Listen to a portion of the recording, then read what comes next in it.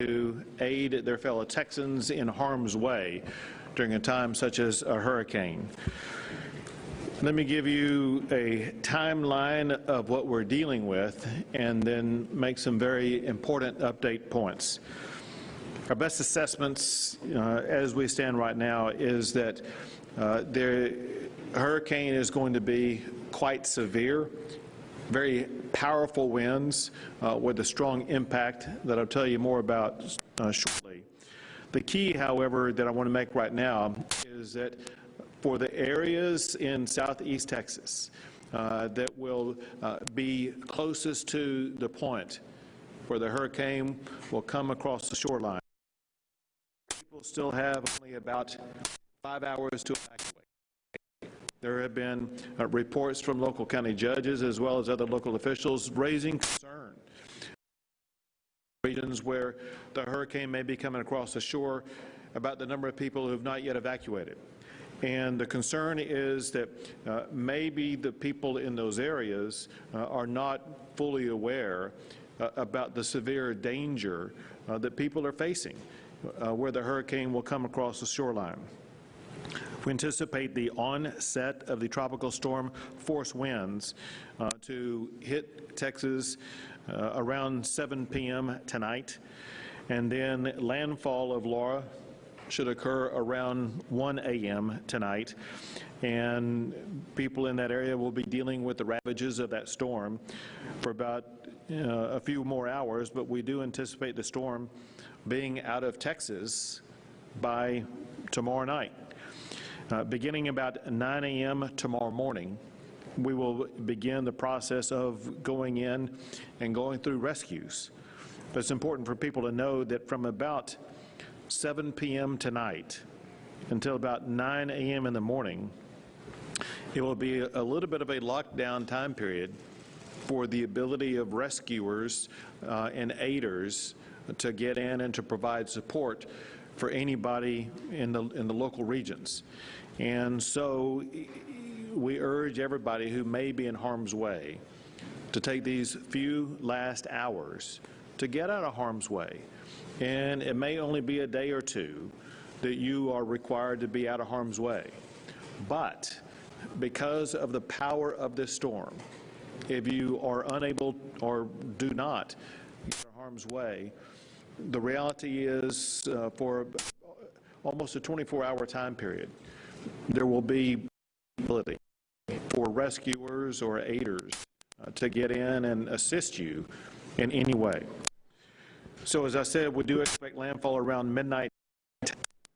This has been categorized repeatedly as an unsurvivable storm surge where it will be hitting. And that storm surge will continue inland for about 30 miles. We do expect tropical storm winds to begin around 7 or 8 p.m. tonight and gathering as it continues through Texas. The winds will begin in Jefferson and Orange County areas, and then, as I said before, that we anticipate the hurricane coming across shore around midnight, and expect Category 4 storm moving swiftly through Texas.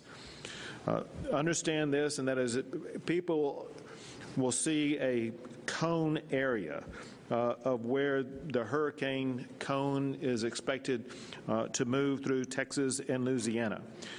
Importantly, winds are going to be heavy winds will be occurring outside of the cone, and those high winds will continue as the storm moves up through Texas into northeast Texas. Wind in this storm, wind is going to be the biggest threat.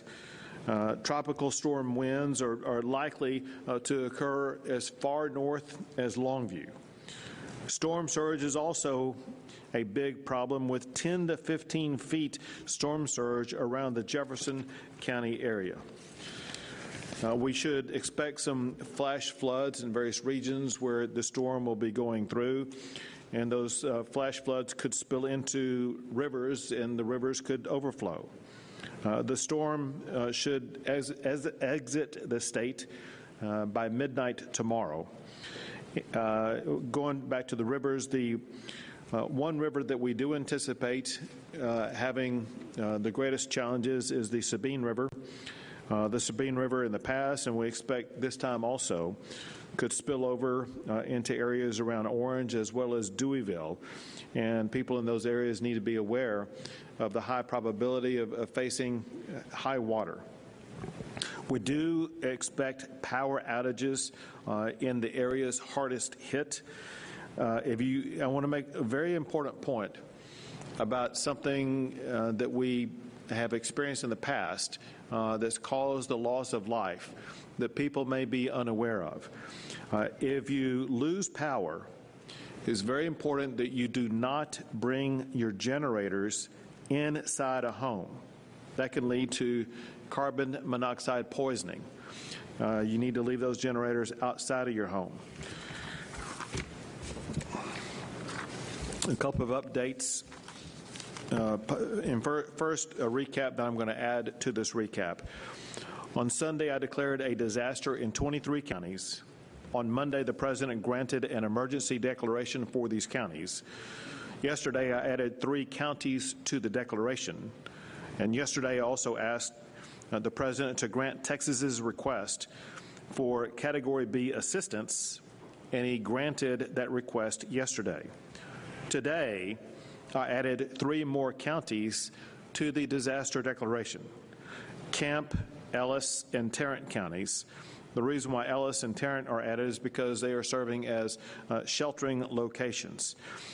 For the counties that may be concerned about the impact this storm could have on them, obviously we remain flexible with regard to expanding the counties that could be added to the disaster declaration. That will be dependent upon whether or not those counties are going to be impacted by the storm. For these new counties that I'm adding to the disaster declaration today, I'm asking the President to add these counties to our federal declaration.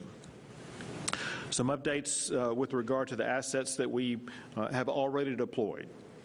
We've already deployed 400 buses, 38 aircraft, 82 boats, 202 high-profile vehicles, and 60 ambulances, with an additional 75-plus paratransit vehicles that have been ordered that will be available to be provided to assist in the movement of people. We have more than 5,000 people that are already sheltered, and we are prepared to take in many more as we continue to encourage everybody to evacuate from regions that could be the greatest impacted by the hurricane. We're already preparing for the recovery. So the update on the Disaster Recovery Task Force is this. The Texas Division of Emergency Management and Recovery personnel are in place for deployment post-landfall. Damage assessment teams for local jurisdictions have been developed, and they are being distributed for timely reporting on local damages after the landfall. Volunteer organizations active in disaster are currently staging resources, and personnel are ready to deploy as the affected areas are cleared for reentry.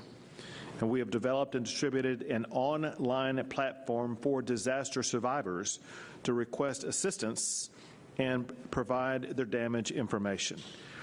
And that is all for my report right now. Chief Kidd, would you like to add? Mr. Governor, so thank you. And I need to reemphasize the danger factor of this storm. It's been a while since we've seen Cat 3, Cat 4 winds in Texas. We know the damage that does. Power restoration, Governor, will be longer in what we'd normally expect because of the high winds. You said yesterday that this is not a Harvey storm. We completely agree with that. The rainfall will be different, but the winds will be very important for us to watch. Even though more people lose their lives during surge or flood events, in this event, I'm really worried about the wind just as you are. Our rescue personnel are available. They will be hunkered down through the hours of the storm. I know that they will risk their lives to get out there. My urge and plea with Texans is, if you have the chance to evacuate now, please do so. Very good. We'll take some questions. Governor, here in Austin, shortly after you announced that the code would be used at the transitional site, they reported running out of vouchers and turning people away to the point of locking down the gates. Did you anticipate that? And what's your reaction to them shutting down the gates like this? Sure. Let us give you an update on it. Chief Dimkid has that information for you. So, Rudy, thank you. And let's get the story straight on this, and I appreciate the question. I did talk to the city of Austin this morning. Here's their explanation of what happened. They had booked hotel rooms and reserved them through the process.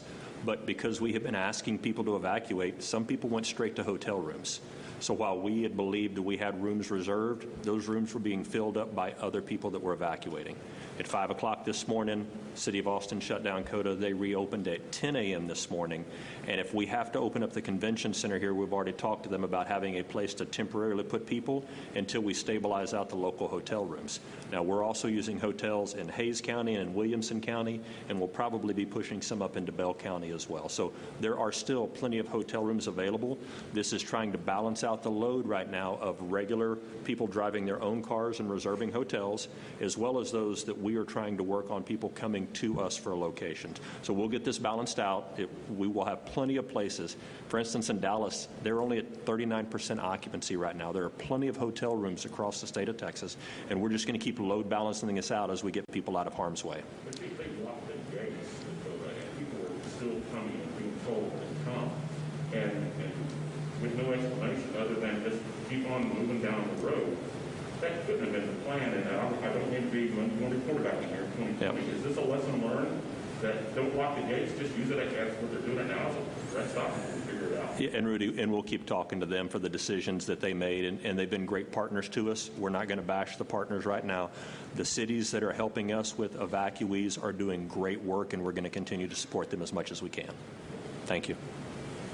This actually, I consider it to be a good sign in this regard, and that is what this means is there has been a large number of people who decided on their own the need to evacuate, and they did get out of harm's way. The math behind this is it means there are more people out of harm's way.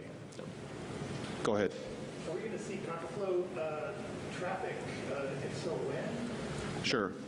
Chief. So contraflow takes about 42 hours to set up. Whenever we think about the logistics that go into shutting down lanes, getting people off of roads, reversing traffic, setting up law enforcement and TxDOT at every location. So the window for contraflow has closed. We're too close to the storm for that. Now, we may use additional service roads. We've got DPS aircraft that are flying, checking for checkpoints right now to put additional folks in to move people through intersections. But at this point, the window for contraflow has closed. Do you plan to be anywhere near the damage tomorrow, or is your schedule kind of in flux on that? Could I get you to repeat? I missed the first part of the question. Do you plan to be surveying the damage tomorrow, or are your plans in flux until we see what? We will be surveying the damage as quickly as possible, and we do not want to get in the way of those who are either in danger or those who are providing immediate rescue. And so the timing of my visiting the areas that were hardest hit will depend upon facts on the ground. Governor, one of the things I talked to TxDOT this morning, and I think it's kind of interesting, they have got a fleet of fuel trucks, rescue fuel trucks, trying to reach the stranded individuals. Are you satisfied with how TxDOT is deploying those trucks?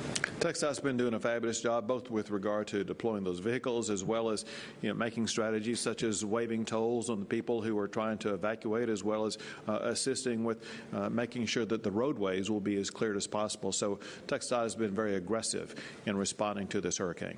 And one more clarification, Chief, and this may be you mentioned yesterday that a lot of the people who are evacuating now are just going to get COVID testing that's going to do that. How's that going to be coordinated? Are they their names that they need to use the online service that the government mentioned? How do they get tested? Yeah, Rudy. So again, thanks for the clarifying question. I want to be clear about this. If it's a family that stayed together and they've traveled in their car together and they're going to a hotel together, unless they have signs or symptoms, there's no need for them to be tested. Once we open, if we get to the point of opening congregate settings, maybe like the Austin Convention Center, if they go into that convention center, we'll offer testing for people coming into that facility. And so it's just basically their choice after they get back home, monitor yourself, go back and get tested? Yeah, so again, there's about 1,700 testing locations across the state of Texas right now, so we have plenty of capacity to do testing. But let's play this out a little bit. If the city of Austin opens a convention center because of a need, we will check in the people that go there. We will offer them testing at that location. how's the supply chain holding up as far as groceries, gasoline for people outside for the rest of the state? Should they be charging into their ATVs or is it all good? My observation is looking pretty good.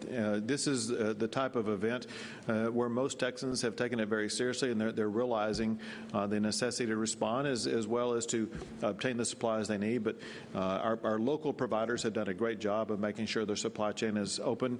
Those involved in providing fuel have done a good job of maintaining supply chains. And so right now, the supply chains are looking pretty good. Any last questions? Governor, 3 million Texans have lost jobs in the last few months. 2 million of those lost health insurance. What do you intend to do to make sure they have adequate coverage in 2 years? Listen, we're always engaged. For example, you mentioned the next few years. We're always involved every session in addressing health insurance. Sure. Yeah, so when the session arrives, I have no doubt that one of the issues we will be taking up is making sure that we're doing all we can to make sure Texans have access to health care. Any more questions on the Sure. floor? All right. Thanks, Scott. Thank you. You've been watching live a news.